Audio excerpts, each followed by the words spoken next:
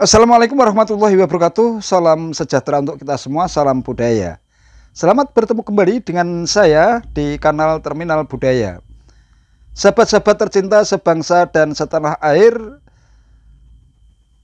pada kesempatan ini izinkan saya untuk membacakan kumpulan tulisan saya yang berkaitan dengan dunia pewayangan yang pernah dimuat di media cetak saat itu.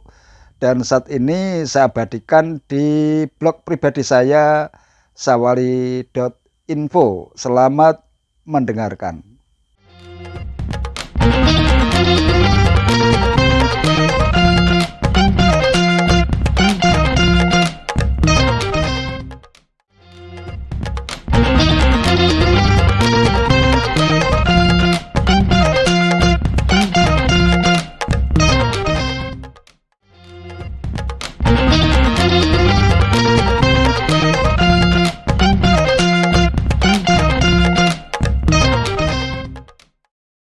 Ketika Kresna diselubungi dendam, pamor kemegahan Indraprastha sebagai ibu kota negeri Amarta memancar ke berbagai belahan dunia pewayangan. Kaum elitnya begitu terhormat dan disegani. Dalam berbagai forum internasional negeri pewayangan, pendapat Yudhistira sebagai sang presiden dijadikan sebagai rujukan dan kiblat penguasa negeri lainnya. Kepribadiannya yang tenang, wibawa, dan rendah hati kian memancarkan keagungan seorang presiden abad ke-21 di tengah bejibunnya pemimpin dunia yang congkak dan keras kepala. Banyak yang tak menduga kalau Amarta bisa berkembang begitu cepat.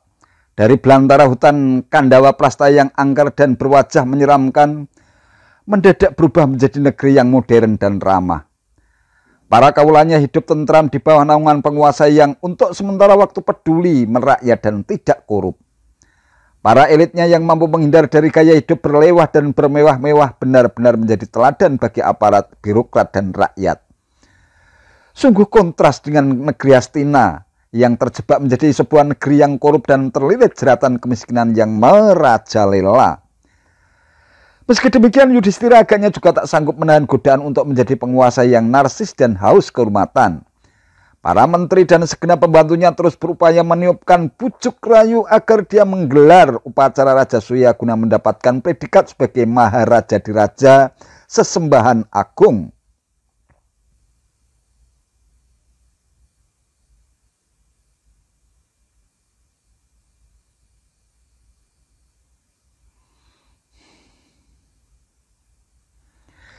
Sesungguhnya Yudhistira sudah merasa cukup menjadi presiden bersahaja dan sebisa mungkin bisa lekat dengan kawulanya. Namun kuatnya desakan dari kanan kiri agaknya membuat Yudhistira tak berkutik, lebih-lebih setelah Kresna. Presiden Dwarawati yang begitu dihormati juga memberikan masukan dan desakan serupa. Pak Yudhis, tidak pantas rasanya menolak masukan dari para menteri Amarta, kata Kresna dengan vokal berwibawa. Sorot matanya tajam dengan gerakan bahasa tubuh yang sangat meyakinkan dalam sebuah pertemuan di ruang yang sejuk ber-AC suatu ketika.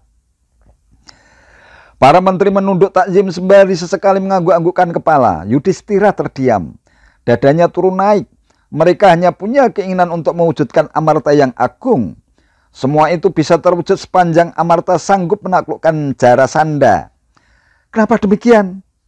Sampean tahu saat ini dunia seperti ada dalam genggamannya. Presiden dan Perdana Menteri yang kondang dan hebat bisa dia taklukkan. Saya pun terpaksa mengakui kekalahan ketika masih hidup di Madura sebelum akhirnya mutasi ke Dwarawati.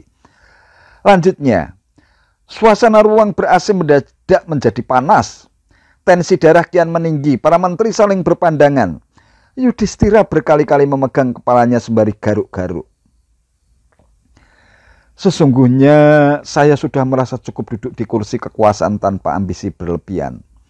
Saya pikir akan menjadi sebuah kesia-siaan apabila Amarta yang agung dibangun dengan darah dan kekerasan. Saya tak akan bisa hidup tenang apabila Amarta harus porak-poranda akibat keperkasaan Jarasandha. Pak Kresna yang hebat pun bisa ditaklukkan Jarasandha, apalagi Amarta yang baru seumur jagung. Saat Yudhistira tersendat-sendat. Dadanya kembali turun naik. Namun buru-buru Bimasena yang sederet tadiannya terdiam menyergahnya. Dia memang dikenal bertemperamen keras dan suka tantangan baru. Ambisi adalah kebajikan teragung seorang presiden. Apa gunanya menjadi orang kuat kalau tidak tahu kekuatan sendiri? Aku tak tahan hidup dengan membatasi diriku, bermalas-malasan dan cepat puas diri. Barang siapa dapat menanggalkan kelemahan dan secara tepat mempergunakan siasat kekuasaan pasti akan mampu menaklukkan mereka yang lebih kuat sekalipun. Kekuatan yang disertai siasat pasti berhasil.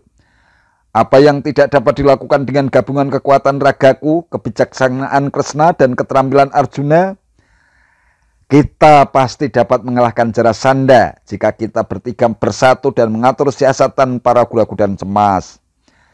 Sergah Bimasena dengan vokalnya yang berat dan berwibawa. Merasa mendapat dukungan, Kresna tersenyum sembari berkata, Jarasandha harus dimusnahkan karena ia memang menghendaki demikian. Kini ia telah menawan 86 penguasa dari banyak negara. Kabarnya dia hendak mengorbankan 100 penguasa untuk upacara persembahyangan. Itu artinya masih ada 14 penguasa lagi yang hendak diburunya. Jika Bimasena dan Arjuna setuju, saya akan menyertai mereka. Bersama kita bisa. Kita hancurkan Jarasandha dengan siasat, kemudian kita lepaskan semua penguasa yang dia tawan. Setelah Kresna dengan nada optimis, Yudhistira belum merasa yakin dengan pernyataan-pernyataan yang terlontar dalam forum. Ia sudah merasa lebih dari cukup untuk membangun Amarta yang ada sekarang. Itu artinya aku mesti mengorbankan Bimasena dan Arjuna, dua adik kesayanganku, hanya demi kepuasan memperoleh gelar Maharaja Diraja. Aku tidak mau mengirim mereka untuk tugas berbahaya ini. Lebih baik kita lupakan saja rencana ini. Arjuna pun tak tinggal diam. Dengan suaranya yang lembut dia menyela. Apa gunanya kita terlahir sebagai keturunan ksatria perkasa jika tak pernah melakukan perbuatan jantan? Seorang ksatria tak akan pernah teruji sikap ksatrianya jika tak pernah menunjukkan kesaktian. Semangat adalah induk segala keberhasilan. Nasib baik akan berpihak pada kita jika kita lakukan tugas dan kewajiban dengan sungguh-sungguh. Orang kuat mungkin bisa gagal jika segan menggunakan kesaktian dan senjata yang dimilikinya. Sebagian besar kegagalan terjadi karena seseorang mengabaikan kekuatannya sendiri. Kita tahu kekuatan kita dan kita tidak takut untuk menggunakannya sebaik mungkin. Kenapa kita merasa seolah-olah tidak mampu? Kelak jika kita sudah tua, akan tiba waktunya bagi kita untuk mengenakan jubah suci, masuk ke hutan, pergi bertapa dan berpuasa untuk tujuan keagamaan. Sekarang kita masih muda, kita harus mengisi hidup dengan tindakan-tindakan perwira sesuai dengan tradisi keturunan kita. Tatapan mata Kresna makin berbinar. Dukungan Bimasena dan Arjuna makin meyakinkan dirinya untuk segera melunaskan dendamnya terhadap Jarasandha yang pernah menaklukkannya. Dia pun menyela. Apalagi yang harus dikatakan Arjuna, putra Dewi Kunti dan keturunan bangsa Bharata. Kematian akan tiba bagi setiap orang. Tak peduli dia pahlawan atau pengecut. Akan tetapi kewajiban agung para ksatria adalah mengabdi pada bangsa dan keyakinannya serta menaklukkan musuh dalam perang demi memperjuangkan kebenaran. Lantaran sudah tak sanggup lagi berargumen, Yudhistira akhirnya sepakat bahwa melenyapkan Jarasandha merupakan kewajiban mereka sebagai ksatria. Agar Yudhistira makin mantap dan percaya diri, Kresna kembali menyaut. Hampir semua Jarasandha sudah lenyap. Sekaranglah saat terbaik untuk menghabisinya. Kini tak peduli bertempur, kita perlu bertempur habis-habisan bersama para prajurit untuk menaklukkannya. Kita tantang untuk berperang tanding dengan atau tanpa senjata. Strategi dan siasat untuk melenyapkan Jarasandha pun didesain dengan cermat. Mereka menyamar sebagai pertama pengembara yang mengenakan jubah dari kulit kayu. Tangan mereka memegang rumpun darba suci sesuai tradisi yang selama ini berlangsung. Sampai di Magadha, mereka langsung menuju istana Jarasandha. Sementara itu di istananya yang megah, Jarasandha diselubungi kegelisahan, pikirannya berkecamuk. Di layar memorinya terbentang siluet wajah penguasa yang pernah dibunuhnya. Wajah-wajah yang mengerikan dan menyerangkan tampil berganti-ganti seolah-olah meneror batin dan jiwanya. Di sudut yang lain, Kresna, Bimasena, dan Arjuna yang menyamar sebagai pendeta masuk istana tanpa bersenjata. Jarasandha menerima mereka dengan baik, lebih-lebih setelah melihat sikap dan penampilan mereka yang menunjukkan sosok dari keturunan terhormat. Kresna yang tampil sebagai juru bicara dengan tenang menjawab sapaan Jarasandha kepada Bimasena dan Arjuna. Saya mewakili mereka yang sedang melakukan ritual tanpa bicara. Baru setelah dini hari nanti mereka boleh bicara. Setelah menjamu para tamu agungnya di Balerung, Jarasandha kembali ke istananya. Dini hari, Jarasandha kembali ke ruang peristirahatan ketika ketiga tamunya untuk bercakap-cakap dengan mereka. Tiba-tiba ia merasa curiga ketika melihat lecet-lecet berkas tali busur di tangan ketiga tamunya itu. Lebih-lebih ketika memperhatikan wajah mereka yang menunjukkan tanda-tanda bahwa mereka adalah ksatria. Konon Jarasandha terkenal karena kekuatan fisiknya yang luar biasa yang dilahirkan dengan dua bagian raga terpisah. Barang siapa mampu menghantam dan membelah tubuhnya menjadi dua bagian, segenap kekuatannya akan lenyap ibarat sapu lidi yang tercerai-berai. Karena penasaran, tiba Jarasandha menegur ketiga tamunya itu dan meminta mereka berterus terang. Dengan lantang Kresna menyaut, "Hehe, kami adalah musuhmu. Kami datang kemari untuk menantangmu bertanding sekarang juga. Silakan pilih salah satu di antara kami." Kemudian mereka memperkenalkan diri masing-masing. Jarasandha pun tak kalah lantang. "Kresna, engkau pengecut. Arjuna masih bocah, tapi Bimasena terkenal akan keperkasaannya. Aku pilih dia. Aku akan bertarung melawannya." Maka terjadilah duel seru antara Bimasena dan Jarasandha tanpa senjata. Sebuah pertarungan fisik paling heboh di abad ke-21. 13 hari lamanya mereka bertarung tanpa henti, tanpa jeda. Pada hari ke-14 agaknya Jarasandha mulai menunjukkan tanda-tanda kelelahan. Kresna memberi isyarat kepada Bimasena bahwa sekaranglah saat yang tepat untuk membanting Jarasandha ke tanah. Bimasena pun memusatkan tenaganya, menyambar satu kaki Jarasandha, mengangkatnya tinggi-tinggi, memutar-mutarnya kencang-kencang, lantas dengan sepenuh tenaga menghempaskannya ke tanah hingga tubuhnya terbelah menjadi dua bagian. Lenyaplah Jarasandha yang perkasa itu. Bimasena menarik napas lega, kemudian berteriak lantang menyerukan kemenangannya. Namun pertarungan ternyata belum usai. Tiba-tiba saja kedua belahan tubuh Jarasandha menyatu kembali dan lebih perkasa. Seketika itu juga Jarasandha bangkit dan menyerang Bimasena cepat kilat. Bimasena tercengang. Dalam keadaan tegang, Kresna segera memberi isyarat lagi. Kali ini ia mengacungkan sebatang jerami.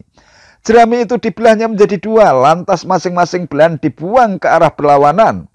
Bimasena mengerti. Sekali lagi ia mengerahkan tenaganya, menyambar kedua kaki Jarasandha, mengangkatnya tinggi-tinggi, memutarnya bagai baling-baling, lantas membantingnya dengan keras ke tanah. Berdebum. Tak ia lagi tubuh Jarasandha terbelah dua dengan tangkas. Sebelum kedua belahan itu sempat menyatu, Bimasena mengambilnya dengan kedua tangannya, lalu melemparkannya jauh-jauh ke arah yang berlawanan. Kini Jarasandha benar-benar menghembuskan napasnya yang terakhir.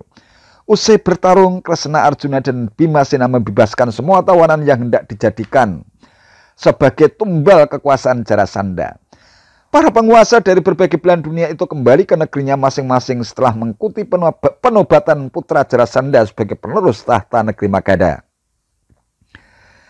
Kabar kemenangan itu pun dengan cepat menyebar hingga sampai ke telinga Yudhistira. Meski demikian, penguasa Amarta itu tak sanggup menjawab pertanyaan yang menyerbu dadanya. Akankah gelar Maharaja di Raja Sesembahan Agung yang kelak akan disandangnya benar-benar mampu membuat rakyat Amarta menjadi lebih damai dan sejahtera? Akankah kejayaan sebuah bangsa yang dibangun dengan air mata, darah, dan nyawa mampu mewujudkan tatanan hidup yang rukun, damai, bersahabat, dan bebas dari rasa permusuhan tanpa menumbuhkan dendam berkepanjangan dari anak keturunan pihak-pihak yang berselisih? Yudhistira hanya mampu mengelus dada sambil mengambil napas panjang tertahan.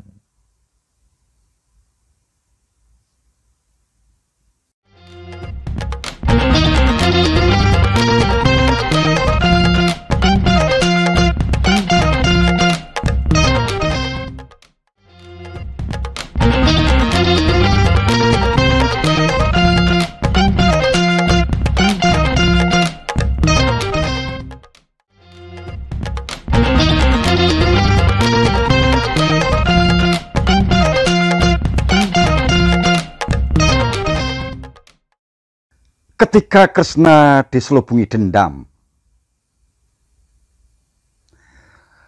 pamor kemegahan Indraplastra sebagai ibu kota negeri Amarta memancar ke berbagai belahan dunia pewayangan. Kaum elitnya begitu terhormat dan disegani. Dalam berbagai forum internasional negeri pewayangan, pendapat Yudhistira sebagai sang presiden dijadikan sebagai rujukan dan kiblat penguasa negeri lainnya. Kepribadiannya yang tenang, wibawa, dan rendah hati kian memancarkan keagungan seorang presiden abad ke-21 di tengah bejibunnya pemimpin dunia yang congkak dan keras kepala. Banyak yang tak menduga kalau Amarta bisa berkembang begitu cepat. Dari belantara hutan Kandawa Plasta yang angker dan berwajah menyeramkan, mendadak berubah menjadi negeri yang modern dan ramah. Para kaulanya hidup tentram di bawah naungan penguasa yang untuk sementara waktu peduli merakyat dan tidak korup. Para elitnya yang mampu menghindar dari gaya hidup berlewah dan bermewah-mewah benar-benar menjadi teladan bagi aparat, birokrat, dan rakyat. Sungguh kontras dengan negeri Hastina yang terjebak menjadi sebuah negeri yang korup dan terlilit jeratan kemiskinan yang merajalela.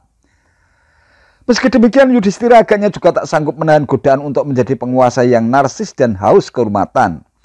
Para menteri dan segenap pembantunya terus berupaya meniupkan bujuk rayu agar dia menggelar upacara Raja Surya guna mendapatkan predikat sebagai Maharaja Diraja sesembahan agung.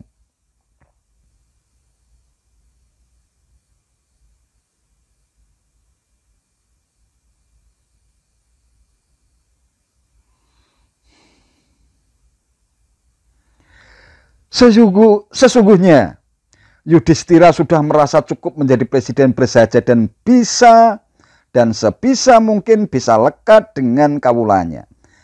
Namun kuatnya desakan dari kanan kiri agaknya membuat Yudhistira tak berkutik, lebih-lebih setelah Kresna.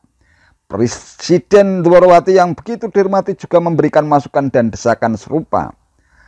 Pak Yudhis, tidak pantas rasanya menolak masukan dari para menteri Amarta, kata Kresna dengan vokal berwibawa. Sorot matanya tajam dengan gerakan bahasa tubuh yang sangat meyakinkan dalam sebuah pertemuan di ruang yang sejuk ber-AC suatu ketika. Para menteri menunduk takzim sembari sesekali mengangguk-anggukkan kepala. Yudhistira terdiam. Dadanya turun naik. Mereka hanya punya keinginan untuk mewujudkan Amarta yang agung. Semua itu bisa terwujud sepanjang Amarta sanggup menaklukkan Jarasandha. Kenapa demikian? Sampean tahu saat ini dunia seperti ada dalam genggamannya. Presiden dan Perdana Menteri yang kondang dan hebat bisa dia taklukkan. Saya pun terpaksa mengakui kekalahan ketika masih hidup di Madura sebelum akhirnya mutasi ke Dwarawati. Lanjutnya, suasana ruang ber-AC mendadak menjadi panas. Tensi darah kian meninggi, para menteri saling berpandangan. Yudhistira berkali-kali memegang kepalanya sembari garuk-garuk. Sesungguhnya saya sudah merasa cukup duduk di kursi kekuasaan tanpa ambisi berlebihan. Saya pikir akan menjadi sebuah kesia-siaan apabila Amarta yang agung dibangun dengan darah dan kekerasan. Saya tak akan bisa hidup tenang apabila Amarta harus porak-poranda akibat keperkasaan Jarasandha. Pak Kresna yang hebat pun bisa ditaklukkan Jarasandha, apalagi Amarta yang baru seumur jagung. Saat Yudhistira tersendat-sendat. Dadanya kembali turun naik, namun buru-buru Bimasena yang sederet tadiannya terdiam menyergahnya. Dia memang dikenal bertemperamen keras dan suka tantangan baru. Ambisi adalah kebajikan teragung seorang presiden. Apa gunanya menjadi orang kuat kalau tidak tahu kekuatan sendiri? Aku tak tahan hidup dengan membatasi diriku, bermalas-malasan dan cepat puas diri. Barang siapa dapat menanggalkan kelemahan dan secara tepat mempergunakan siasat kekuasaan pasti akan mampu menaklukkan mereka yang lebih kuat sekalipun. Kekuatan yang disertai siasat pasti berhasil. Apa yang tidak dapat dilakukan dengan gabungan kekuatan ragaku, kebijaksanaan Kresna, dan keterampilan Arjuna, kita pasti dapat mengalahkan Jarasandha jika kita bertiga bersatu dan mengatur siasat tanpa ragu-ragu dan cemas. Sergah Bimasena dengan vokalnya yang berat dan berwibawa. Merasa mendapat dukungan, Kresna tersenyum sembari berkata, Jarasandha harus dimusnahkan karena ia memang menghendaki demikian. Kini ia telah menawan 86 penguasa dari banyak negara. Kabarnya dia hendak mengorbankan 100 penguasa untuk upacara persembahyangan. Itu artinya masih ada 14 penguasa lagi yang hendak diburunya. Jika Bimasena dan Arjuna setuju, saya akan menyertai mereka. Bersama kita bisa. Kita hancurkan Jarasandha dengan siasat, kemudian kita lepaskan semua penguasa yang dia tawan. Setelah Kresna dengan nada optimis, Yudhistira belum merasa yakin dengan pernyataan-pernyataan yang terlontar dalam forum. Ia sudah merasa lebih dari cukup untuk membangun Amarta yang ada sekarang. Itu artinya aku mesti mengorbankan Bimasena dan Arjuna, dua adik kesayanganku, hanya demi kepuasan memperoleh gelar Maharaja Diraja. Aku tidak mau mengirim mereka untuk tugas berbahaya ini. Lebih baik kita lupakan saja rencana ini. Arjuna pun tak tinggal diam. Dengan suaranya yang lembut dia menyela. Apa gunanya kita terlahir sebagai keturunan ksatria perkasa jika tak pernah melakukan perbuatan jantan? Seorang ksatria tak akan pernah teruji sikap ksatrianya jika tak pernah menunjukkan kesaktian. Semangat adalah induk segala keberhasilan. Nasib baik akan berpihak pada kita jika kita lakukan tugas dan kewajiban dengan sungguh-sungguh. Orang kuat mungkin bisa gagal jika segan menggunakan kesaktian dan senjata yang dimilikinya. Sebagian besar kegagalan terjadi karena seseorang mengabaikan kekuatannya sendiri. Kita tahu kekuatan kita dan kita tidak takut untuk menggunakannya sebaik mungkin. Kenapa kita merasa seolah-olah tidak mampu? Kelak jika kita sudah tua, akan tiba waktunya bagi kita untuk mengenakan jubah suci, masuk ke hutan, pergi bertapa dan berpuasa untuk tujuan keagamaan. Sekarang kita masih muda, kita harus mengisi hidup dengan tindakan-tindakan perwira sesuai dengan tradisi keturunan kita. Tatapan mata Kresna makin berbinar. Dukungan Bimasena dan Arjuna makin meyakinkan dirinya untuk segera melunaskan dendamnya terhadap Jarasandha yang pernah menaklukkannya. Dia pun menyela. Apalagi yang harus dikatakan Arjuna, putra Dewi Kunti dan keturunan bangsa Bharata. Kematian akan tiba bagi setiap orang. Tak peduli dia pahlawan atau pengecut. Akan tetapi kewajiban agung para ksatria adalah mengabdi pada bangsa dan keyakinannya serta menaklukkan musuh dalam perang demi memperjuangkan kebenaran. Lantaran sudah tak sanggup lagi berargumen, Yudhistira akhirnya sepakat bahwa melenyapkan Jarasandha merupakan kewajiban mereka sebagai ksatria. Agar Yudhistira makin mantap dan percaya diri, Kresna kembali menyaut. Hampir semua Jarasandha sudah lenyap. Sekaranglah saat terbaik untuk menghabisinya. Kini tak peduli bertempur, kita perlu bertempur habis-habisan bersama para prajurit untuk menaklukkannya. Kita tantang untuk berperang tanding dengan atau tanpa senjata. Strategi dan siasat untuk melenyapkan Jarasandha pun didesain dengan cermat. Mereka menyamar sebagai pertama pengembara yang mengenakan jubah dari kulit kayu. Tangan mereka memegang rumpun darba suci sesuai tradisi yang selama ini berlangsung. Sampai di Magadha, mereka langsung menuju istana Jarasandha. Sementara itu di istananya yang megah, Jarasandha diselubungi kegelisahan, pikirannya berkecamuk. Di layar memorinya terbentang siluet wajah penguasa yang pernah dibunuhnya. Wajah-wajah yang mengerikan dan menyeramkan tampil berganti-ganti seolah-olah meneror batin dan jiwanya. Di sudut yang lain, Kresna, Bimasena dan Arjuna yang menyamar sebagai pendeta masuk istana tanpa bersenjata. Jarasandha menerima mereka dengan baik, lebih-lebih setelah melihat sikap dan penampilan mereka yang menunjukkan sosok dari keturunan terhormat. Kresna yang tampil sebagai juru bicara dengan tenang menjawab sapaan Jarasandha kepada Bimasena dan Arjuna. Saya mewakili mereka yang sedang melakukan ritual tanpa bicara. Baru setelah dini hari nanti mereka boleh bicara. Setelah menjamu para tamu agungnya di Balerung, Jarasandha kembali ke istananya. Dini hari, Jarasandha kembali ke ruang peristirahatan ketika ketiga tamunya untuk bercakap-cakap dengan mereka. Tiba-tiba ia merasa curiga ketika melihat lecet-lecet berkas tali busur di tangan ketiga tamunya itu. Lebih-lebih ketika memperhatikan wajah mereka yang menunjukkan tanda-tanda bahwa mereka adalah ksatria. Konon Jarasandha terkenal karena kekuatan fisiknya yang luar biasa yang dilahirkan dengan dua bagian raga terpisah. Barang siapa mampu menghantam dan membelah tubuhnya menjadi dua bagian, segenap kekuatannya akan lenyap ibarat sapu lidi yang tercerai-berai. Karena penasaran, tiba Jarasandha menegur ketiga tamunya itu dan meminta mereka berterus terang. Dengan lantang Kresna menyaut, "Hehe, kami adalah musuhmu. Kami datang kemari untuk menantangmu bertanding sekarang juga. Silakan pilih salah satu di antara kami." Kemudian mereka memperkenalkan diri masing-masing. Jarasandha pun tak kalah lantang. "Kresna, engkau pengecut. Arjuna masih bocah, tapi Bimasena terkenal akan keperkasaannya. Aku pilih dia. Aku akan bertarung melawannya." Maka terjadilah duel seru antara Bimasena dan Jarasandha tanpa senjata. Sebuah pertarungan fisik paling heboh di abad ke-21. 13 hari lamanya mereka bertarung tanpa henti, tanpa jeda. Pada hari ke-14 agaknya Jarasandha mulai menunjukkan tanda-tanda kelelahan. Kresna memberi isyarat kepada Bimasena bahwa sekaranglah saat yang tepat untuk membanting Jarasandha ke tanah. Bimasena pun memusatkan tenaganya, menyambar satu kaki Jarasandha, mengangkatnya tinggi-tinggi, memutar-mutarnya kencang-kencang, lantas dengan sepenuh tenaga menghempaskannya ke tanah hingga tubuhnya terbelah menjadi dua bagian. Lenyaplah Jarasandha yang perkasa itu.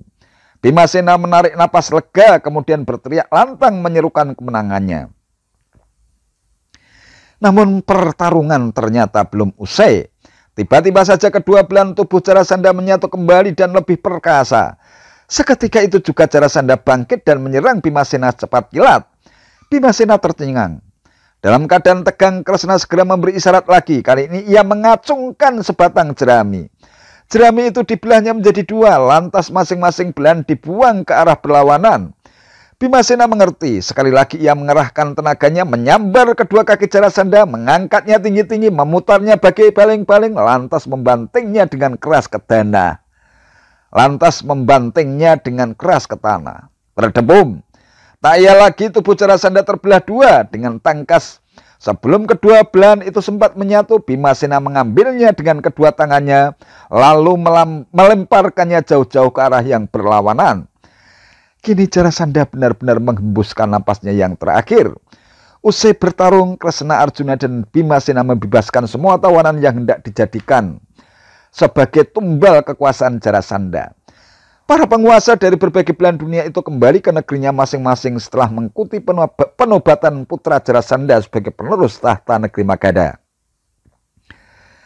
Kabar kemenangan itu pun dengan cepat menyebar hingga sampai ke telinga Yudhistira. Meski demikian, penguasa Amarta itu tak sanggup menjawab pertanyaan yang menyerbu dadanya.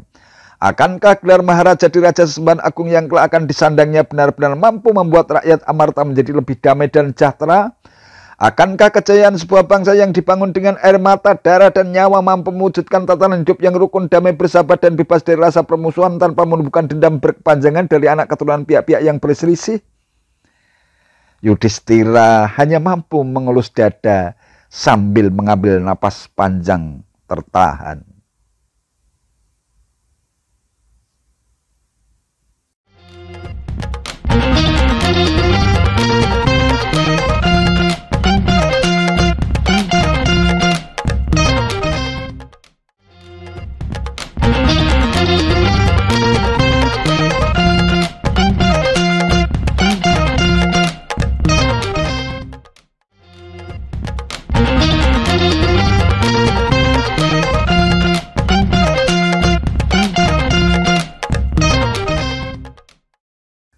Ketika Kresna diselubungi dendam, pamor kemegahan Indraplastra sebagai ibu kota negeri Amarta memancar ke berbagai belahan dunia pewayangan. Kaum elitnya begitu terhormat dan disegani. Dalam berbagai forum internasional negeri pewayangan, pendapat Yudhistira sebagai sang presiden dijadikan sebagai rujukan dan kiblat penguasa negeri lainnya.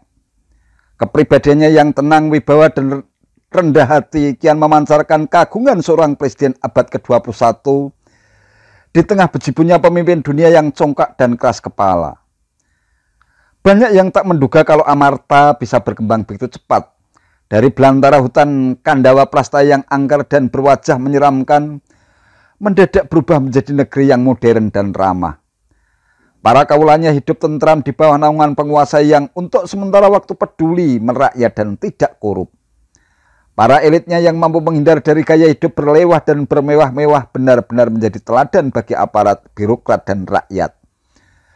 Sungguh kontras dengan negeri Hastina yang terjebak menjadi sebuah negeri yang korup dan terlilit jeratan kemiskinan yang merajalela.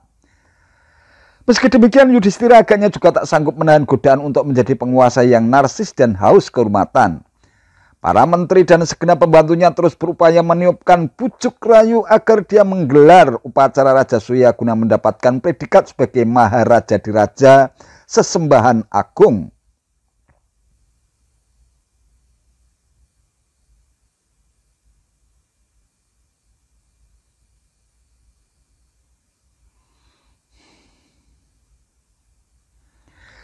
Sesungguhnya Yudhistira sudah merasa cukup menjadi presiden bersahaja dan sebisa mungkin bisa lekat dengan kawulanya. Namun kuatnya desakan dari kanan kiri agaknya membuat Yudhistira tak berkutik, lebih-lebih setelah Krishna. Presiden Dwarawati yang begitu dihormati juga memberikan masukan dan desakan serupa. Pak Yudhis, tidak pantas rasanya menolak masukan dari para menteri Amarta, kata Krishna dengan vokal berwibawa.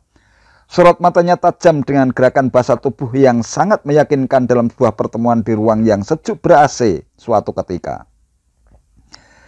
Para menteri menunduk takzim sembari sesekali mengangguk-anggukkan kepala. Yudhistira terdiam. Dadanya turun naik. Mereka hanya punya keinginan untuk mewujudkan Amarta yang agung. Semua itu bisa terwujud sepanjang Amarta sanggup menaklukkan Jarasandha. Kenapa demikian? Sampean tahu saat ini dunia seperti ada dalam genggamannya. Presiden dan Perdana Menteri yang kondang dan hebat bisa dia taklukkan.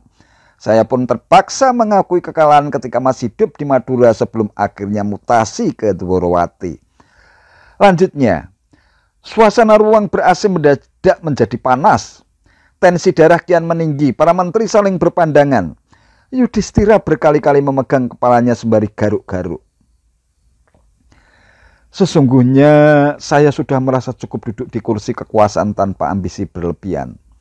Saya pikir akan menjadi sebuah kesia-siaan apabila Amarta yang agung dibangun dengan darah dan kekerasan. Saya tak akan bisa hidup tenang apabila Amarta harus porak-poranda akibat keperkasaan Jarasandha.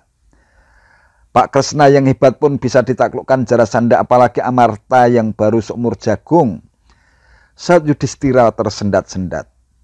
Dadanya kembali turun naik, namun buru-buru Bimasena yang sederet tadinya terdiam menyergahnya. Dia memang dikenal bertemperamen keras dan suka tantangan baru. Ambisi adalah kebajikan teragung seorang presiden. Apa gunanya menjadi orang kuat kalau tidak tahu kekuatan sendiri?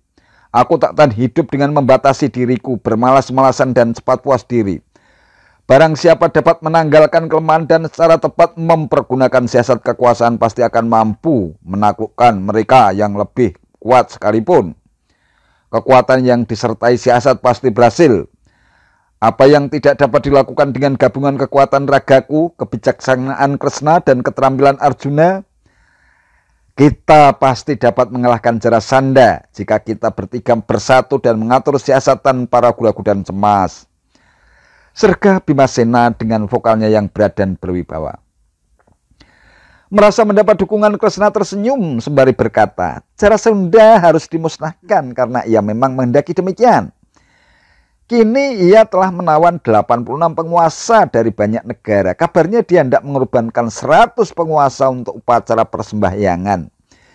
Itu artinya masih ada 14 penguasa lagi yang hendak diburunya. Jika Bimasena dan Arjuna setuju, saya akan menyertai mereka. Bersama kita hancurkan Jarasandha dengan siasat, kemudian kita lepaskan semua penguasa yang dia tawan.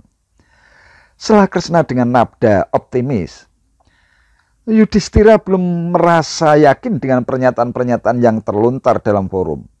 Ia sudah merasa lebih dari cukup untuk membangun Amarta yang ada sekarang.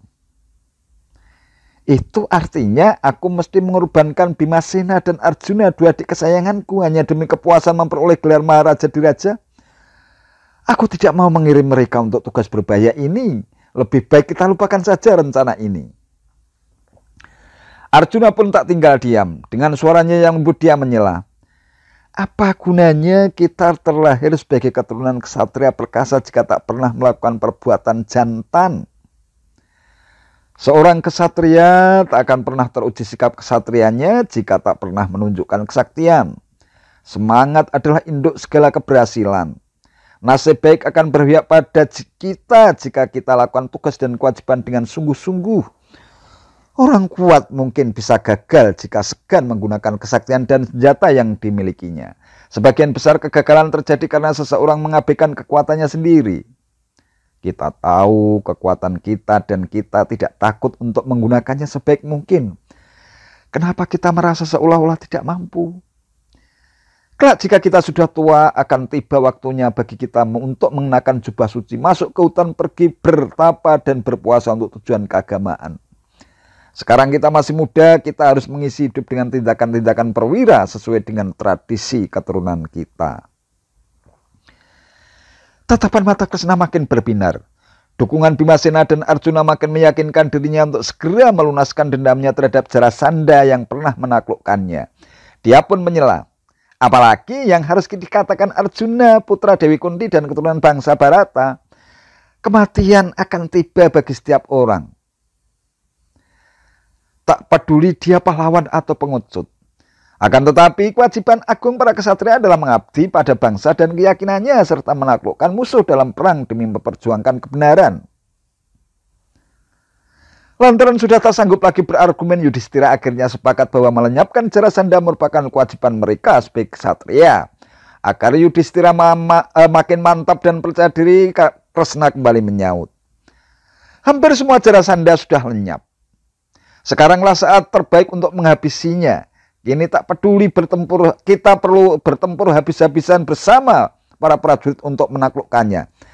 Kita tantang untuk berperang tanding dengan atau tanpa senjata.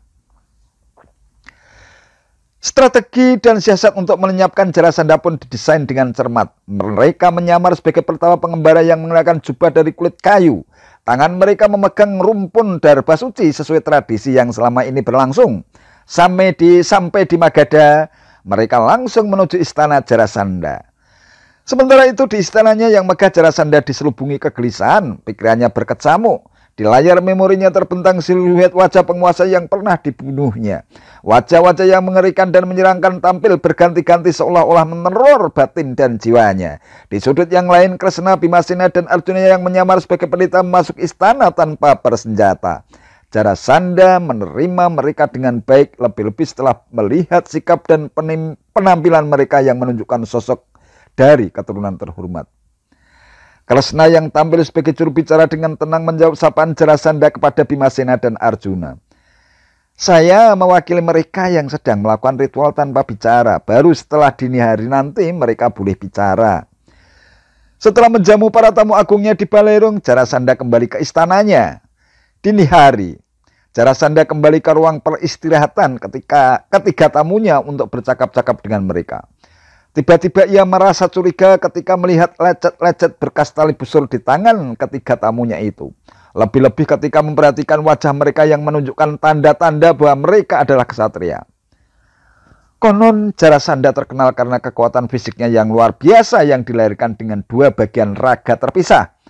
Barang siapa mampu menghantam dan membelah tubuhnya menjadi dua bagian, segenap kekuatannya akan lenyap ibarat sapu lidi yang tercerai-berai. Karena penasaran, tiba Jarasandha menegur ketiga tamunya itu dan meminta mereka berterus terang. Dengan lantang Kresna menyaut, "Hehe, kami adalah musuhmu. Kami datang kemari untuk menantangmu bertanding sekarang juga. Silakan pilih salah satu di antara kami." Kemudian mereka memperkenalkan diri masing-masing. Jarasandha pun tak kalah lantang. "Kresna, engkau pengecut. Arjuna masih bocah, tapi Bimasena terkenal akan keperkasaannya. Aku pilih dia. Aku akan bertarung melawannya." Maka terjadilah duel seru antara Bimasena dan Jarasandha tanpa senjata. Sebuah pertarungan fisik paling heboh di abad ke-21. 13 hari lamanya mereka bertarung tanpa henti, tanpa jeda. Pada hari ke-14 agaknya Jarasandha mulai menunjukkan tanda-tanda kelelahan. Kresna memberi isyarat kepada Bimasena bahwa sekaranglah saat yang tepat untuk membanting Jarasandha ke tanah. Bimasena pun memusatkan tenaganya, menyambar satu kaki Jarasandha, mengangkatnya tinggi-tinggi, memutar-mutarnya kencang-kencang, lantas dengan sepenuh tenaga menghempaskannya ke tanah hingga tubuhnya terbelah menjadi dua bagian. Lenyaplah Jarasandha yang perkasa itu. Bhimasena menarik napas lega, kemudian berteriak lantang menyerukan kemenangannya. Namun pertarungan ternyata belum usai. Tiba-tiba saja kedua belahan tubuh Jarasandha menyatu kembali dan lebih perkasa. Seketika itu juga Jarasandha bangkit dan menyerang Bhimasena cepat kilat. Bhimasena tercengang. Dalam keadaan tegang, Kresna segera memberi isyarat lagi. Kali ini ia mengacungkan sebatang jerami. Jerami itu dibelahnya menjadi dua, lantas masing-masing belahan dibuang ke arah berlawanan. Bhimasena mengerti. Sekali lagi ia mengerahkan tenaganya, menyambar kedua kaki Jarasandha, mengangkatnya tinggi-tinggi, memutarnya bagai baling-baling, lantas membantingnya dengan keras ke tanah. Berdebum. Tak ia lagi tubuh Jarasandha terbelah dua dengan tangkas. Sebelum kedua belahan itu sempat menyatu, Bhimasena mengambilnya dengan kedua tangannya, lalu melemparkannya jauh-jauh ke arah yang berlawanan. Kini Jarasandha benar-benar menghembuskan napasnya yang terakhir. Usai bertarung, Kresna, Arjuna, dan Bhimasena membebaskan semua tawanan yang hendak dijadikan sebagai tumbal kekuasaan Jarasandha. Para penguasa dari berbagai belahan dunia itu kembali ke negerinya masing-masing setelah mengikuti penobatan putra Jarasandha sebagai penerus tahta negeri Magadha. Kabar kemenangan itu pun dengan cepat menyebar hingga sampai ke telinga Yudhistira. Meski demikian, penguasa Amarta itu tak sanggup menjawab pertanyaan yang menyerbu dadanya. Akankah gelar Maharaja di Raja Sesembahan Agung yang kelak akan disandangnya benar-benar mampu membuat rakyat Amarta menjadi lebih damai dan sejahtera? Akankah kejayaan sebuah bangsa yang dibangun dengan air mata, darah, dan nyawa mampu mewujudkan tatanan hidup yang rukun, damai, bersahabat, dan bebas dari rasa permusuhan tanpa menumbuhkan dendam berkepanjangan dari anak keturunan pihak-pihak yang berselisih? Yudhistira hanya mampu mengelus dada sambil mengambil napas panjang tertahan.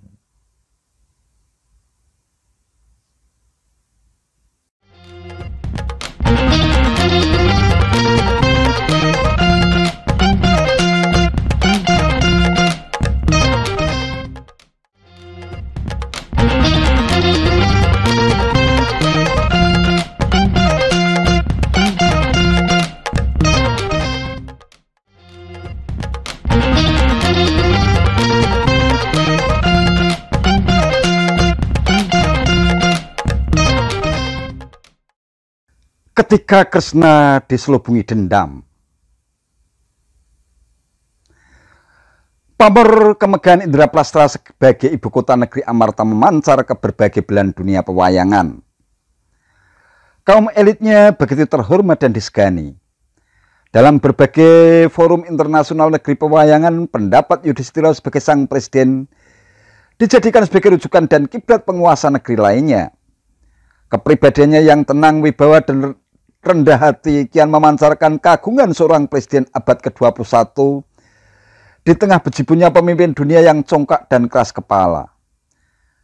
Banyak yang tak menduga kalau Amarta bisa berkembang begitu cepat. Dari belantara hutan Kandawa Prasta yang angker dan berwajah menyeramkan, mendadak berubah menjadi negeri yang modern dan ramah. Para kaulanya hidup tentram di bawah naungan penguasa yang untuk sementara waktu peduli merakyat dan tidak korup. Para elitnya yang mampu menghindar dari gaya hidup berlewah dan bermewah-mewah benar-benar menjadi teladan bagi aparat, birokrat, dan rakyat. Sungguh kontras dengan negeri Hastina yang terjebak menjadi sebuah negeri yang korup dan terlilit jeratan kemiskinan yang merajalela. Meski demikian, Yudhistira agaknya juga tak sanggup menahan godaan untuk menjadi penguasa yang narsis dan haus kehormatan. Para menteri dan segenap pembantunya terus berupaya meniupkan bujuk rayu agar dia menggelar upacara Raja Surya guna mendapatkan predikat sebagai Maharaja di Raja Sesembahan Agung.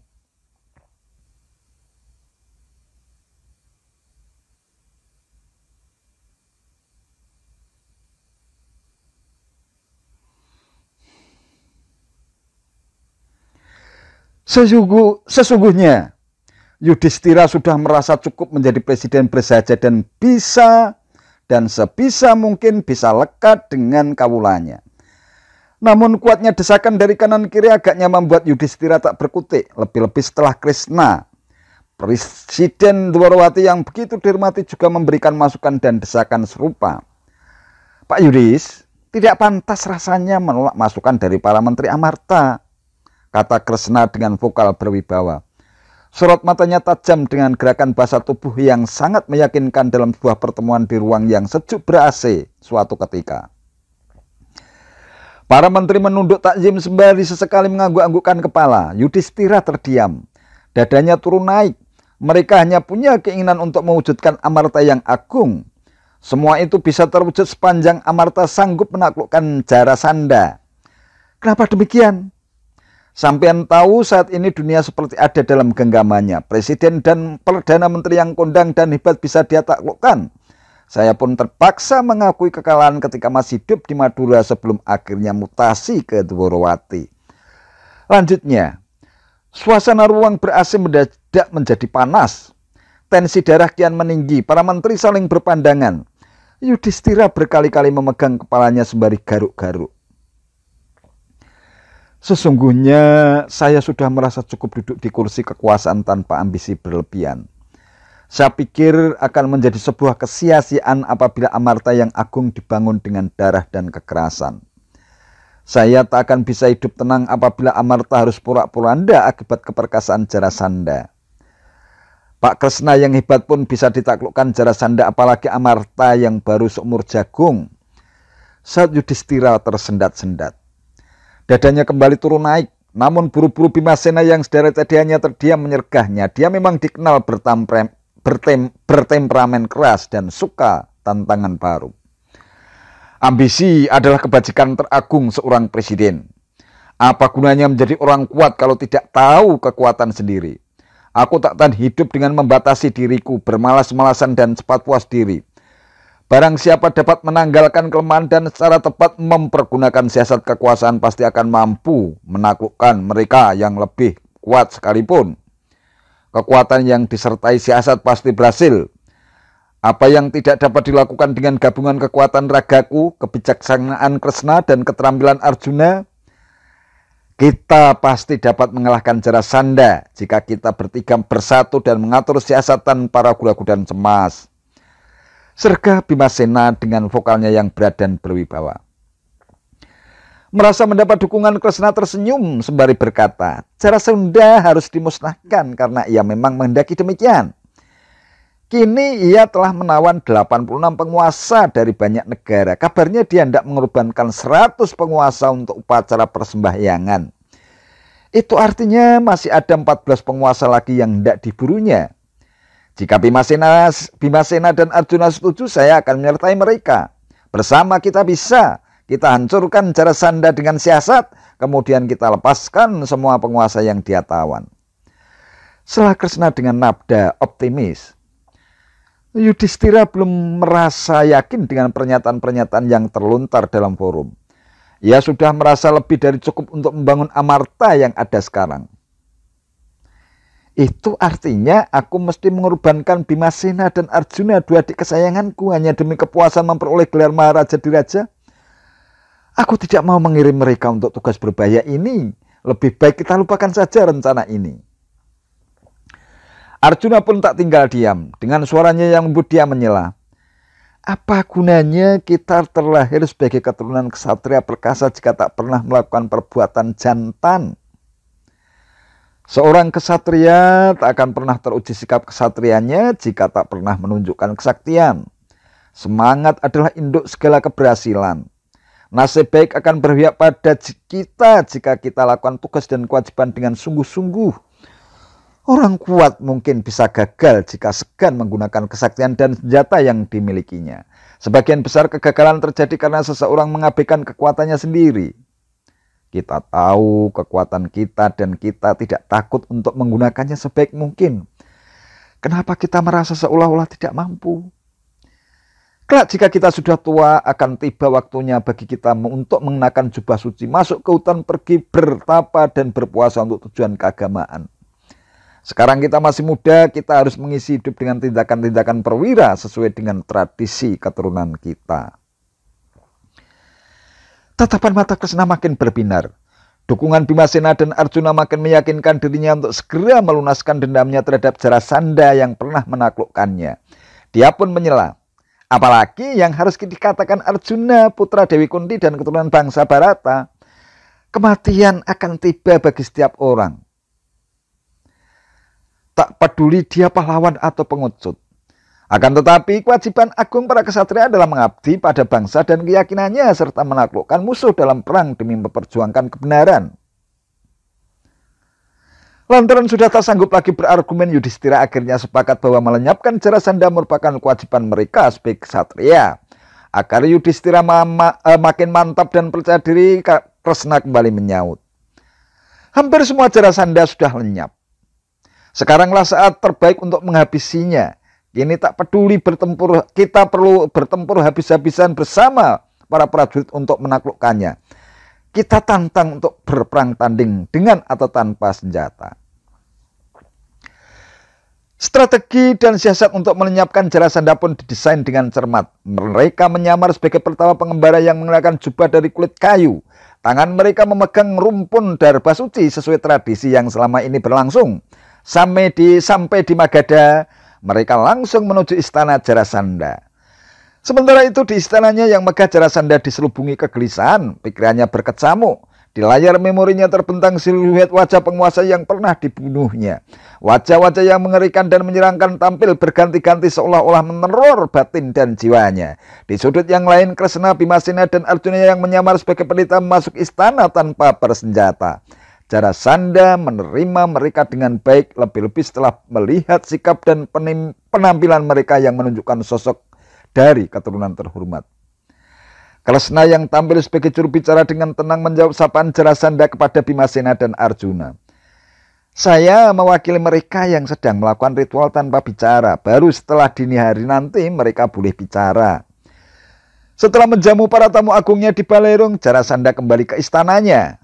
Dini hari, Jarasandha kembali ke ruang peristirahatan ketika ketiga tamunya untuk bercakap-cakap dengan mereka. Tiba-tiba ia merasa curiga ketika melihat lecet-lecet berkas tali busur di tangan ketiga tamunya itu. Lebih-lebih ketika memperhatikan wajah mereka yang menunjukkan tanda-tanda bahwa mereka adalah kesatria. Konon Jarasandha terkenal karena kekuatan fisiknya yang luar biasa yang dilahirkan dengan dua bagian raga terpisah. Barang siapa mampu menghantam dan membelah tubuhnya menjadi dua bagian, segenap kekuatannya akan lenyap ibarat sapu lidi yang tercerai-berai. Karena penasaran, tiba Jarasandha menegur ketiga tamunya itu dan meminta mereka berterus terang. Dengan lantang Kresna menyaut, "Hehe, kami adalah musuhmu. Kami datang kemari untuk menantangmu bertanding sekarang juga. Silakan pilih salah satu di antara kami." Kemudian mereka memperkenalkan diri masing-masing. Jarasandha pun tak kalah lantang. "Kresna, engkau pengecut. Arjuna masih bocah, tapi Bimasena terkenal akan keperkasaannya. Aku pilih dia. Aku akan bertarung melawannya." Maka terjadilah duel seru antara Bimasena dan Jarasandha tanpa senjata. Sebuah pertarungan fisik paling heboh di abad ke-21. 13 hari lamanya mereka bertarung tanpa henti, tanpa jeda. Pada hari ke-14 agaknya Jarasandha mulai menunjukkan tanda-tanda kelelahan. Kresna memberi isyarat kepada Bimasena bahwa sekaranglah saat yang tepat untuk membanting Jarasandha ke tanah. Bimasena pun memusatkan tenaganya, menyambar satu kaki Jarasandha, mengangkatnya tinggi-tinggi, memutar-mutarnya kencang-kencang, lantas dengan sepenuh tenaga menghempaskannya ke tanah hingga tubuhnya terbelah menjadi dua bagian. Lenyaplah Jarasandha yang perkasa itu. Bimasena menarik napas lega, kemudian berteriak lantang menyerukan kemenangannya. Namun pertarungan ternyata belum usai. Tiba-tiba saja kedua belahan tubuh Jarasandha menyatu kembali dan lebih perkasa. Seketika itu juga Jarasandha bangkit dan menyerang Bimasena cepat kilat. Bimasena tercengang. Dalam keadaan tegang, Kresna segera memberi isyarat lagi. Kali ini ia mengacungkan sebatang jerami. Jerami itu dibelahnya menjadi dua, lantas masing-masing belahan dibuang ke arah berlawanan. Bimasena mengerti. Sekali lagi ia mengerahkan tenaganya, menyambar kedua kaki Jarasandha, mengangkatnya tinggi-tinggi, memutarnya bagai baling-baling, lantas membantingnya dengan keras ke tanah. Berdebum. Tak ia lagi tubuh Jarasandha terbelah dua dengan tangkas. Sebelum kedua belahan itu sempat menyatu, Bimasena mengambilnya dengan kedua tangannya, lalu melemparkannya jauh-jauh ke arah yang berlawanan. Kini Jarasandha benar-benar menghembuskan napasnya yang terakhir.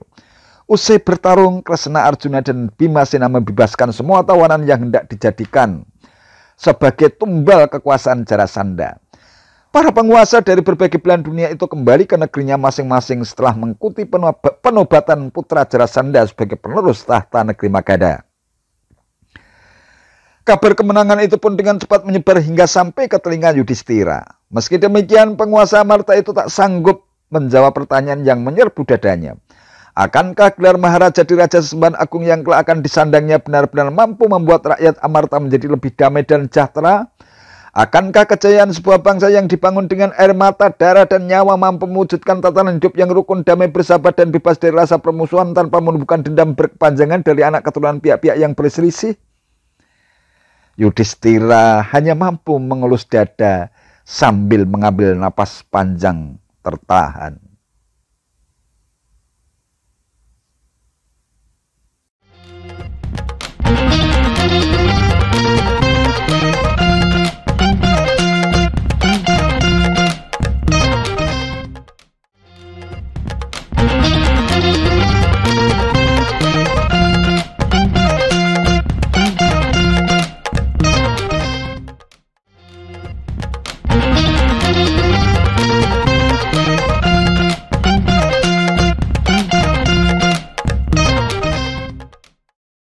Ketika Kresna diselubungi dendam,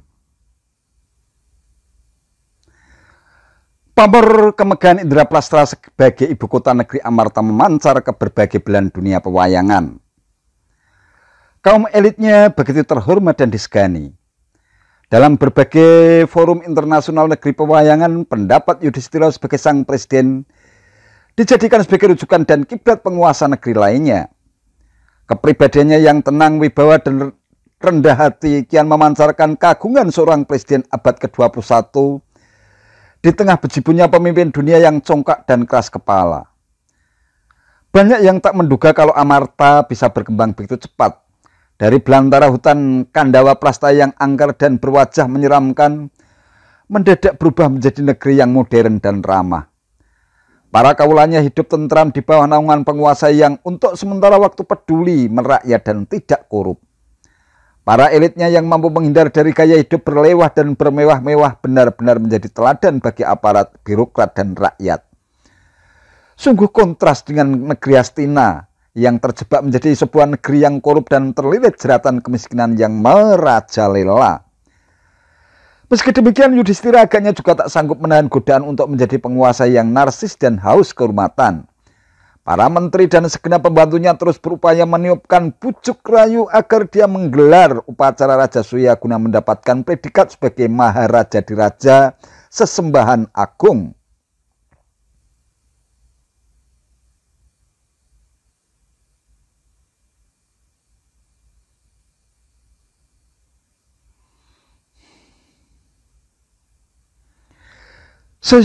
Sesungguhnya Yudhistira sudah merasa cukup menjadi presiden bersahaja dan sebisa mungkin bisa lekat dengan kawulanya. Namun kuatnya desakan dari kanan kiri agaknya membuat Yudhistira tak berkutik, lebih-lebih setelah Kresna. Presiden Dwarawati yang begitu dihormati juga memberikan masukan dan desakan serupa. Pak Yudhis, tidak pantas rasanya menolak masukan dari para menteri Amarta, kata Kresna dengan vokal berwibawa. Sorot matanya tajam dengan gerakan bahasa tubuh yang sangat meyakinkan dalam sebuah pertemuan di ruang yang sejuk ber-AC suatu ketika. Para menteri menunduk takzim sembari sesekali mengangguk-anggukkan kepala. Yudhistira terdiam. Dadanya turun naik. Mereka hanya punya keinginan untuk mewujudkan Amarta yang agung. Semua itu bisa terwujud sepanjang Amarta sanggup menaklukkan Jarasandha. Kenapa demikian? Sampean tahu saat ini dunia seperti ada dalam genggamannya. Presiden dan Perdana Menteri yang kondang dan hebat bisa dia taklukkan. Saya pun terpaksa mengakui kekalahan ketika masih hidup di Madura sebelum akhirnya mutasi ke Dwarawati. Lanjutnya, suasana ruang ber-AC mendadak menjadi panas. Tensi darah kian meninggi, para menteri saling berpandangan. Yudhistira berkali-kali memegang kepalanya sembari garuk-garuk. Sesungguhnya saya sudah merasa cukup duduk di kursi kekuasaan tanpa ambisi berlebihan. Saya pikir akan menjadi sebuah kesia-siaan apabila amarta yang agung dibangun dengan darah dan kekerasan. Saya tak akan bisa hidup tenang apabila amarta harus porak-poranda akibat keperkasaan Jarasandha. Pak Kresna yang hebat pun bisa ditaklukkan Jarasandha, apalagi amarta yang baru seumur jagung. Saat Yudhistira tersendat-sendat, dadanya kembali turun naik. Namun buru-buru Bimasena yang sederet tadi hanya terdiam menyergahnya. Dia memang dikenal bertemperamen keras dan suka tantangan baru. Ambisi adalah kebajikan teragung seorang presiden. Apa gunanya menjadi orang kuat kalau tidak tahu kekuatan sendiri? Aku tak tahan hidup dengan membatasi diriku, bermalas-malasan dan cepat puas diri. Barang siapa dapat menanggalkan kelemahan dan secara tepat mempergunakan siasat kekuasaan pasti akan mampu menaklukkan mereka yang lebih kuat sekalipun. Kekuatan yang disertai siasat pasti berhasil. Apa yang tidak dapat dilakukan dengan gabungan kekuatan ragaku, kebijaksanaan Kresna dan keterampilan Arjuna, kita pasti dapat mengalahkan Jarasandha jika kita bertiga bersatu dan mengatur siasat tanpa ragu-ragu dan cemas. Sergah Bimasena dengan vokalnya yang berat dan berwibawa. Merasa mendapat dukungan, Kresna tersenyum sembari berkata, Jarasandha harus dimusnahkan karena ia memang menghendaki demikian. Kini ia telah menawan 86 penguasa dari banyak negara. Kabarnya dia hendak mengorbankan 100 penguasa untuk upacara persembahyangan. Itu artinya masih ada 14 penguasa lagi yang hendak diburunya. Jika Bimasena dan Arjuna setuju, saya akan menyertai mereka. Bersama kita hancurkan Jarasandha dengan siasat, kemudian kita lepaskan semua penguasa yang dia tawan. Setelah Kresna dengan nada optimis, Yudhistira belum merasa yakin dengan pernyataan-pernyataan yang terlontar dalam forum. Ia sudah merasa lebih dari cukup untuk membangun amarta yang ada sekarang. Itu artinya aku mesti mengorbankan Bimasena dan Arjuna, dua adik kesayanganku, hanya demi kepuasan memperoleh gelar Maharaja Diraja. Aku tidak mau mengirim mereka untuk tugas berbahaya ini. Lebih baik kita lupakan saja rencana ini. Arjuna pun tak tinggal diam. Dengan suaranya yang lembut dia menyela. Apa gunanya kita terlahir sebagai keturunan ksatria perkasa jika tak pernah melakukan perbuatan jantan? Seorang ksatria tak akan pernah teruji sikap ksatrianya jika tak pernah menunjukkan kesaktian. Semangat adalah induk segala keberhasilan. Nasib baik akan berpihak pada kita jika kita lakukan tugas dan kewajiban dengan sungguh-sungguh. Orang kuat mungkin bisa gagal jika segan menggunakan kesaktian dan senjata yang dimilikinya. Sebagian besar kegagalan terjadi karena seseorang mengabaikan kekuatannya sendiri. Kita tahu kekuatan kita dan kita tidak takut untuk menggunakannya sebaik mungkin. Kenapa kita merasa seolah-olah tidak mampu? Kelak jika kita sudah tua, akan tiba waktunya bagi kita untuk mengenakan jubah suci, masuk ke hutan, pergi bertapa dan berpuasa untuk tujuan keagamaan. Sekarang kita masih muda, kita harus mengisi hidup dengan tindakan-tindakan perwira sesuai dengan tradisi keturunan kita. Tatapan mata Kresna makin berbinar. Dukungan Bimasena dan Arjuna makin meyakinkan dirinya untuk segera melunaskan dendamnya terhadap Jarasandha yang pernah menaklukkannya. Dia pun menyela. Apalagi yang harus dikatakan Arjuna, putra Dewi Kunti dan keturunan bangsa Bharata. Kematian akan tiba bagi setiap orang. Tak peduli dia pahlawan atau pengecut. Akan tetapi kewajiban agung para ksatria adalah mengabdi pada bangsa dan keyakinannya serta menaklukkan musuh dalam perang demi memperjuangkan kebenaran. Lantaran sudah tak sanggup lagi berargumen, Yudhistira akhirnya sepakat bahwa melenyapkan Jarasandha merupakan kewajiban mereka sebagai ksatria. Agar Yudhistira makin mantap dan percaya diri, Kresna kembali menyaut. Hampir semua Jarasandha sudah lenyap. Sekaranglah saat terbaik untuk menghabisinya. Kini tak peduli bertempur, kita perlu bertempur habis-habisan bersama para prajurit untuk menaklukkannya. Kita tantang untuk berperang tanding dengan atau tanpa senjata. Strategi dan siasat untuk melenyapkan Jarasandha pun didesain dengan cermat. Mereka menyamar sebagai pertama pengembara yang mengenakan jubah dari kulit kayu. Tangan mereka memegang rumpun darba suci sesuai tradisi yang selama ini berlangsung. Sampai di Magadha, mereka langsung menuju istana Jarasandha. Sementara itu di istananya yang megah, Jarasandha diselubungi kegelisahan, pikirannya berkecamuk. Di layar memorinya terbentang siluet wajah penguasa yang pernah dibunuhnya. Wajah-wajah yang mengerikan dan menyeramkan tampil berganti-ganti seolah-olah meneror batin dan jiwanya. Di sudut yang lain, Kresna, Bimasena, dan Arjuna yang menyamar sebagai pendeta masuk istana tanpa bersenjata. Jarasandha menerima mereka dengan baik, lebih-lebih setelah melihat sikap dan penampilan mereka yang menunjukkan sosok dari keturunan terhormat. Kresna yang tampil sebagai juru bicara dengan tenang menjawab sapaan Jarasandha kepada Bimasena dan Arjuna. Saya mewakili mereka yang sedang melakukan ritual tanpa bicara. Baru setelah dini hari nanti mereka boleh bicara. Setelah menjamu para tamu agungnya di Balerung, Jarasandha kembali ke istananya. Dini hari, Jarasandha kembali ke ruang peristirahatan ketika ketiga tamunya untuk bercakap-cakap dengan mereka. Tiba-tiba ia merasa curiga ketika melihat lecet-lecet berkas tali busur di tangan ketiga tamunya itu. Lebih-lebih ketika memperhatikan wajah mereka yang menunjukkan tanda-tanda bahwa mereka adalah ksatria. Konon Jarasandha terkenal karena kekuatan fisiknya yang luar biasa yang dilahirkan dengan dua bagian raga terpisah. Barang siapa mampu menghantam dan membelah tubuhnya menjadi dua bagian, segenap kekuatannya akan lenyap ibarat sapu lidi yang tercerai-berai. Karena penasaran, tiba Jarasandha menegur ketiga tamunya itu dan meminta mereka berterus terang. Dengan lantang Kresna menyaut, "Hehe, kami adalah musuhmu. Kami datang kemari untuk menantangmu bertanding sekarang juga. Silakan pilih salah satu di antara kami." Kemudian mereka memperkenalkan diri masing-masing. Jarasandha pun tak kalah lantang. "Kresna, engkau pengecut. Arjuna masih bocah, tapi Bimasena terkenal akan keperkasaannya. Aku pilih dia. Aku akan bertarung melawannya."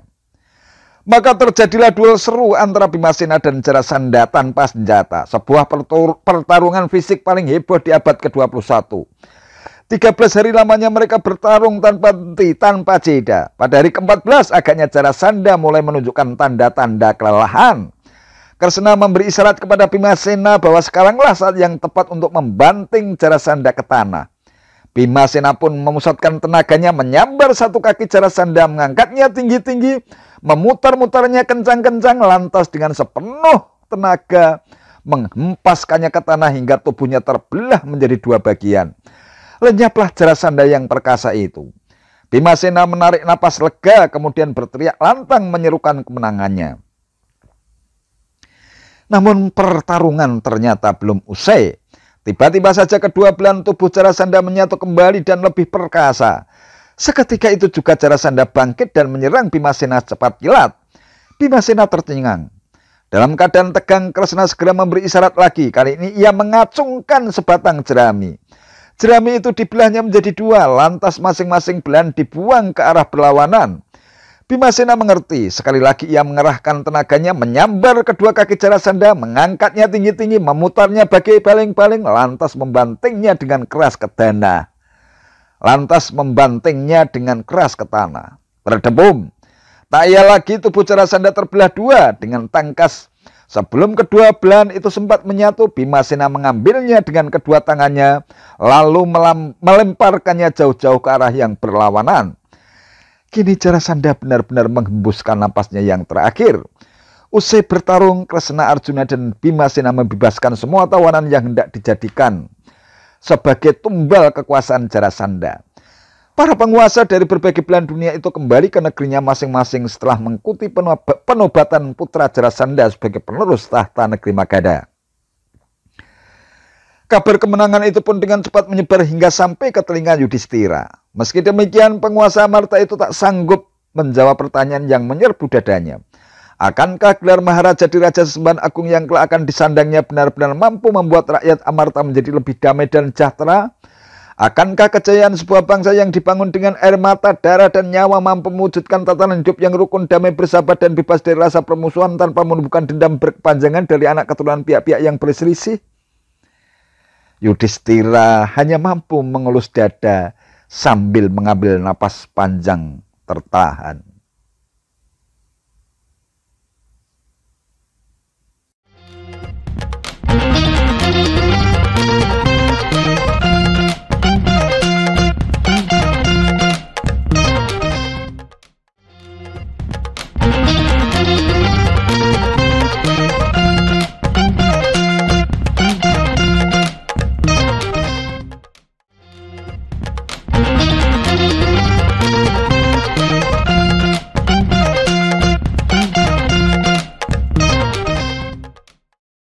Ketika Kresna diselubungi dendam, pamor kemegahan Indraplastra sebagai ibu kota negeri Amarta memancar ke berbagai belahan dunia pewayangan. Kaum elitnya begitu terhormat dan disegani. Dalam berbagai forum internasional negeri pewayangan, pendapat Yudhistira sebagai sang presiden dijadikan sebagai rujukan dan kiblat penguasa negeri lainnya. Kepribadiannya yang tenang, wibawa, dan rendah hati kian memancarkan kagungan seorang presiden abad ke-21 di tengah bejibunnya pemimpin dunia yang congkak dan keras kepala. Banyak yang tak menduga kalau Amarta bisa berkembang begitu cepat. Dari belantara hutan Kandawa Prasta yang angker dan berwajah menyeramkan, mendadak berubah menjadi negeri yang modern dan ramah. Para kaulanya hidup tentram di bawah naungan penguasa yang untuk sementara waktu peduli, merakyat, dan tidak korup. Para elitnya yang mampu menghindar dari gaya hidup berlewah dan bermewah-mewah benar-benar menjadi teladan bagi aparat, birokrat, dan rakyat. Sungguh kontras dengan negeri Hastina yang terjebak menjadi sebuah negeri yang korup dan terlilit jeratan kemiskinan yang merajalela. Meski demikian, Yudhistira agaknya juga tak sanggup menahan godaan untuk menjadi penguasa yang narsis dan haus kehormatan. Para menteri dan segenap pembantunya terus berupaya meniupkan bujuk rayu agar dia menggelar upacara Raja Suya guna mendapatkan predikat sebagai Maharaja Diraja sesembahan agung.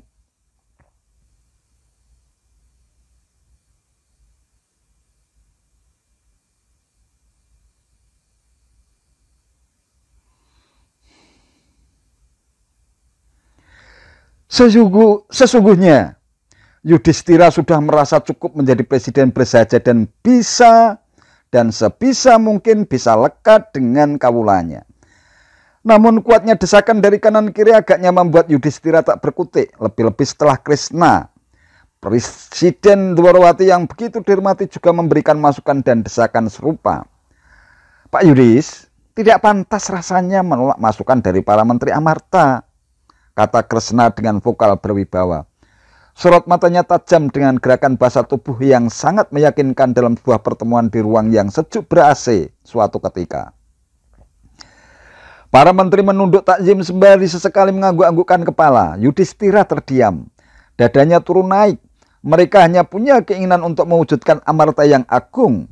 Semua itu bisa terwujud sepanjang Amarta sanggup menaklukkan Jarasandha. Kenapa demikian? Sampean tahu saat ini dunia seperti ada dalam genggamannya. Presiden dan Perdana Menteri yang kondang dan hebat bisa dia taklukkan. Saya pun terpaksa mengakui kekalahan ketika masih hidup di Madura sebelum akhirnya mutasi ke Dwarawati.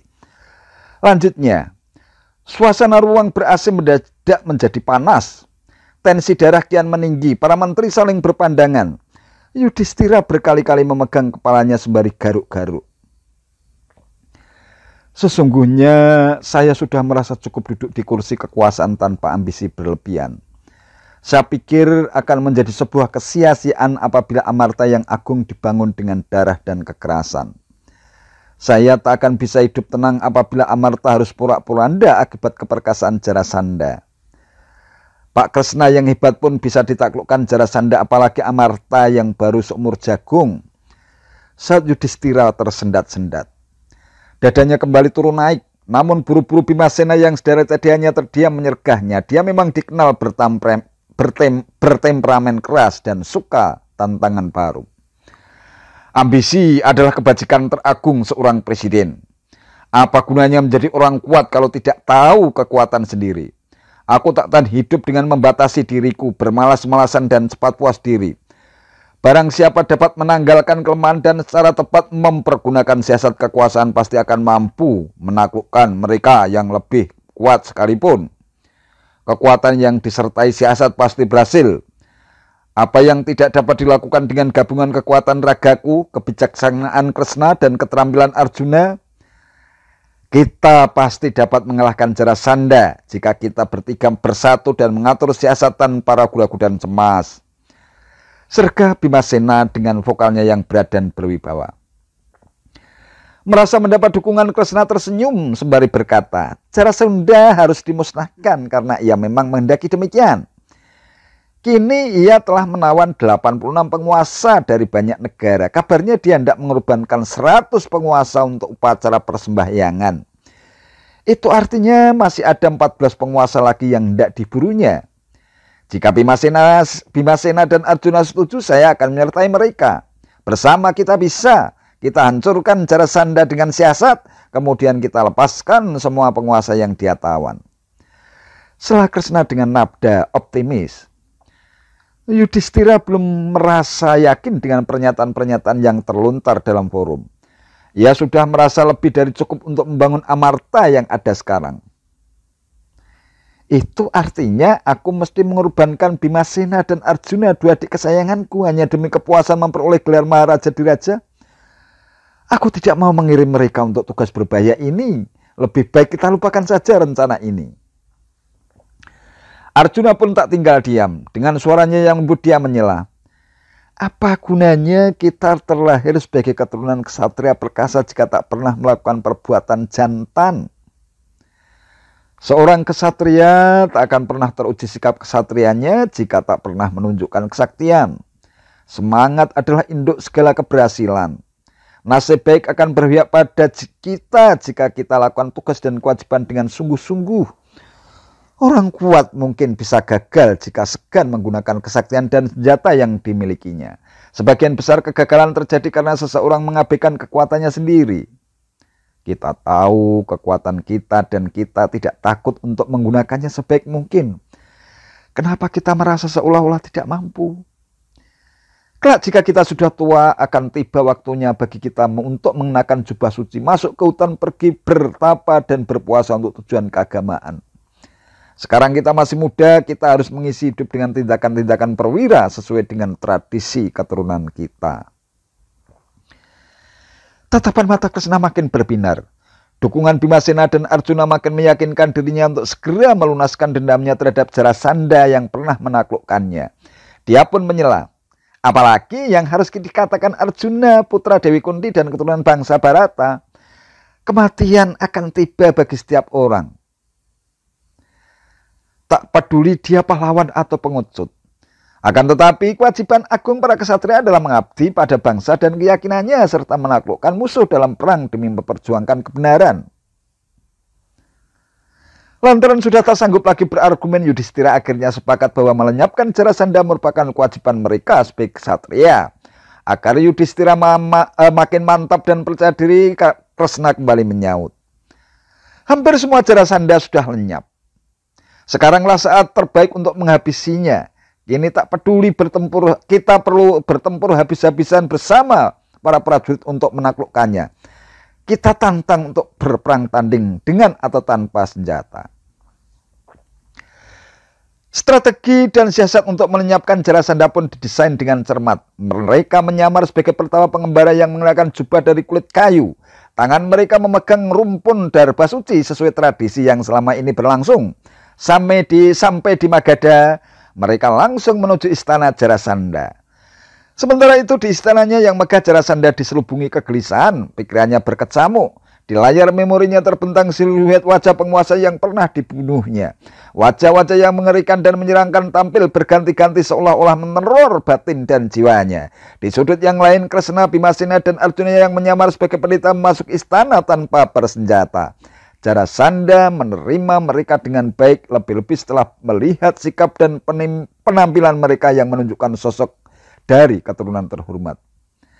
Kresna yang tampil sebagai juru bicara dengan tenang menjawab sapaan Jarasandha kepada Bimasena dan Arjuna. Saya mewakili mereka yang sedang melakukan ritual tanpa bicara. Baru setelah dini hari nanti mereka boleh bicara. Setelah menjamu para tamu agungnya di Balerung, Jarasandha kembali ke istananya. Dini hari, Jarasandha kembali ke ruang peristirahatan ketiga tamunya untuk bercakap-cakap dengan mereka. Tiba-tiba ia merasa curiga ketika melihat lecet-lecet berkas tali busur di tangan ketiga tamunya itu. Lebih-lebih ketika memperhatikan wajah mereka yang menunjukkan tanda-tanda bahwa mereka adalah ksatria. Konon Jarasandha terkenal karena kekuatan fisiknya yang luar biasa yang dilahirkan dengan dua bagian raga terpisah. Barang siapa mampu menghantam dan membelah tubuhnya menjadi dua bagian, segenap kekuatannya akan lenyap ibarat sapu lidi yang tercerai-berai. Karena penasaran, tiba Jarasandha menegur ketiga tamunya itu dan meminta mereka berterus terang. Dengan lantang Kresna menyaut, "Hehe, kami adalah musuhmu. Kami datang kemari untuk menantangmu bertanding sekarang juga. Silakan pilih salah satu di antara kami." Kemudian mereka memperkenalkan diri masing-masing. Jarasandha pun tak kalah lantang. "Kresna, engkau pengecut. Arjuna masih bocah, tapi Bimasena terkenal akan keperkasaannya. Aku pilih dia. Aku akan bertarung melawannya." Maka terjadilah duel seru antara Bimasena dan Jarasandha tanpa senjata. Sebuah pertarungan fisik paling heboh di abad ke-21. 13 hari lamanya mereka bertarung tanpa henti, tanpa jeda. Pada hari ke-14 agaknya Jarasandha mulai menunjukkan tanda-tanda kelelahan. Kresna memberi isyarat kepada Bimasena bahwa sekaranglah saat yang tepat untuk membanting Jarasandha ke tanah.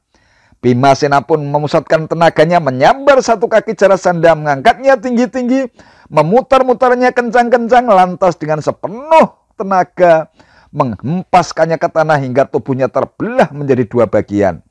Lenyaplah Jarasandha yang perkasa itu.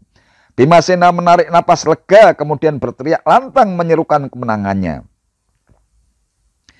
Namun pertarungan ternyata belum usai. Tiba-tiba saja kedua belahan tubuh Jarasandha menyatu kembali dan lebih perkasa. Seketika itu juga Jarasandha bangkit dan menyerang Bimasena cepat kilat. Bimasena tercengang. Dalam keadaan tegang, Kresna segera memberi isyarat lagi. Kali ini ia mengacungkan sebatang jerami. Jerami itu dibelahnya menjadi dua, lantas masing-masing belahan dibuang ke arah berlawanan. Bimasena mengerti. Sekali lagi ia mengerahkan tenaganya, menyambar kedua kaki Jarasandha, mengangkatnya tinggi-tinggi, memutarnya bagai baling-baling, lantas membantingnya dengan keras ke tanah. Berdebum. Tak ia lagi tubuh Jarasandha terbelah dua dengan tangkas. Sebelum kedua belahan itu sempat menyatu, Bimasena mengambilnya dengan kedua tangannya, lalu melemparkannya jauh-jauh ke arah yang berlawanan. Kini Jarasandha benar-benar menghembuskan napasnya yang terakhir. Usai bertarung, Kresna, Arjuna, dan Bimasena membebaskan semua tawanan yang hendak dijadikan sebagai tumbal kekuasaan Jarasandha. Para penguasa dari berbagai belahan dunia itu kembali ke negerinya masing-masing setelah mengikuti penobatan putra Jarasandha sebagai penerus tahta negeri Magadha. Kabar kemenangan itu pun dengan cepat menyebar hingga sampai ke telinga Yudhistira. Meski demikian, penguasa Amarta itu tak sanggup menjawab pertanyaan yang menyerbu dadanya. Akankah gelar Maharaja di Raja Sesembahan Agung yang kelak akan disandangnya benar-benar mampu membuat rakyat Amarta menjadi lebih damai dan sejahtera?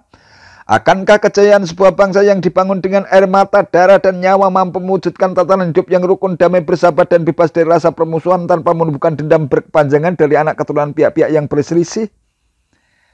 Yudhistira hanya mampu mengelus dada sambil mengambil napas panjang tertahan.